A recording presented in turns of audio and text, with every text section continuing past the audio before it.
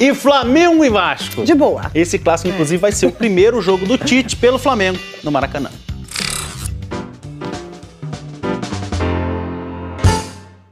Bem, amigos da Rede Globo, depois de viver um drama no Catar, olha quem voltou. Olha quem voltou! Não fui eu não, rapaz. Foi o Tite. Ele que ficou anos na seleção e hoje não está mais na seleção.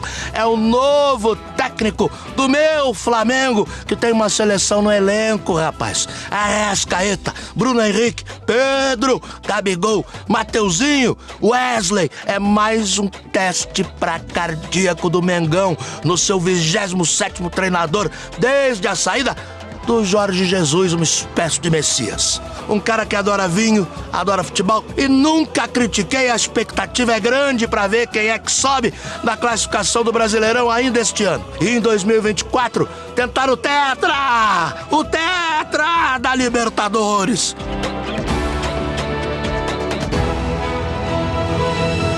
Nunca critiquei. As arquibancadas têm ficado cheias. Ontem mesmo, no estádio Newton Santos, estava lotada. Pois é, por enquanto a média de público em 2023 está superando a maior média da história do Campeonato Brasileiro, registrada há quase 40 anos. O público vem chegando. Acho que todo mundo está empolgado. Questão da pandemia também, que todo mundo ficou com aquele receio de vir no estádio. Hoje todo mundo já vacinado aí. O torcedor, independente do jogo, vem ao estádio para prestigiar. Nossa média de público é gigantesca. Em todo canto do país, os gráficos só aumentam. Os meninos ainda estão pequenos. O fator de segurança foi o melhor quesito para a gente poder trazer.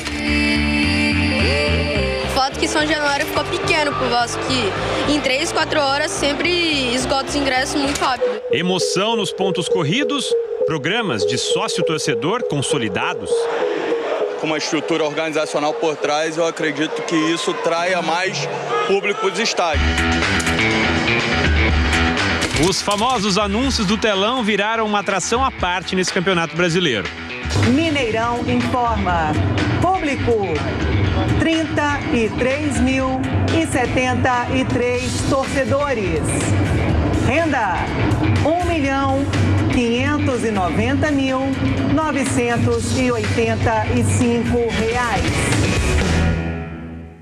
Os equipamentos aqui na casa do Palmeiras, por exemplo, estão registrando a maior média de público em uma temporada desde a inauguração em 2014. Em outros estádios pelo Brasil também, quem trabalha na área nunca viu números tão expressivos. 26.357 pagantes por jogo. Número atualizado até quinta-feira.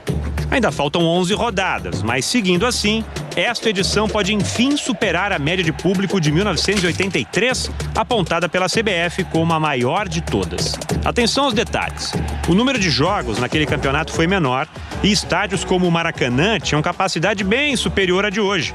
Só na final havia mais de 150 mil torcedores. E outro ponto decisivo quando o assunto é público no futebol brasileiro: o Flamengo.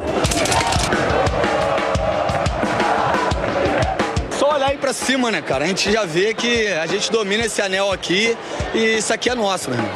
A maior torcida do país é a mais presente nos estádios desde 2018, sem contar as edições de 2020 e 2021, afetadas pela pandemia.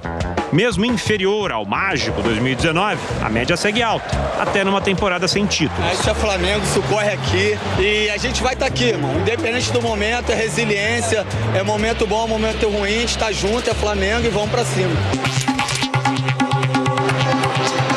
A segunda maior média de público até aqui é de um clube que vive um momento de reencontro com a própria torcida. Nós temos o torcedor que tem uma cumplicidade muito grande e ele se vê representado pelo elenco, pela diretoria, por uma política de preço inteligente. E tem também a energia. O torcedor está com uma energia que ele entende o papel dele na reconstrução. Para além da empolgação com a Copa do Brasil, o primeiro título nacional do clube em 15 anos, falemos de números. Em 2021, o São Paulo inaugurou um setor popular com ingressos a partir de R$20 para quase 10 mil pessoas. No mesmo período, lançou também o Camarote dos Ídolos, setor mais caro do Morumbi. marketing e matemática. Ao fixarmos um setor popular que realmente é popular, nós propiciamos a presença dele, uma política de inclusão, e também setores especiais que quem pode mais subsidia quem pode menos. Então é uma inteligência que tem 4, 5, 6 faixas de preço que contribui para que você tenha o sócio-torcedor, a classe A, a classe B, a classe C e a D e a E.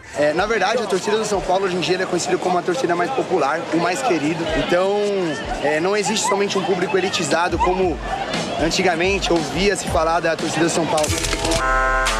Flamengo na liderança, São Paulo retomando, Corinthians e Palmeiras não saem do top 5 desde 2015. E o Bahia completa os 5 melhores deste ano. E para entender esses pontos corridos, com cada vez mais gente nas arquibancadas, precisamos falar do Fortaleza. Ainda na Série B, em 2018, a torcida do Leão do Pici já chegou ao 5º lugar no ranking nacional de todas as divisões e não saiu dos primeiros lugares desde então.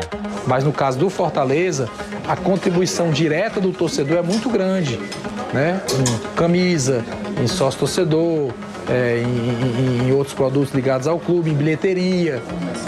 Até o nosso papel é equalizar o desejo de grande time com a contribuição financeira que a nossa torcida possa fazer.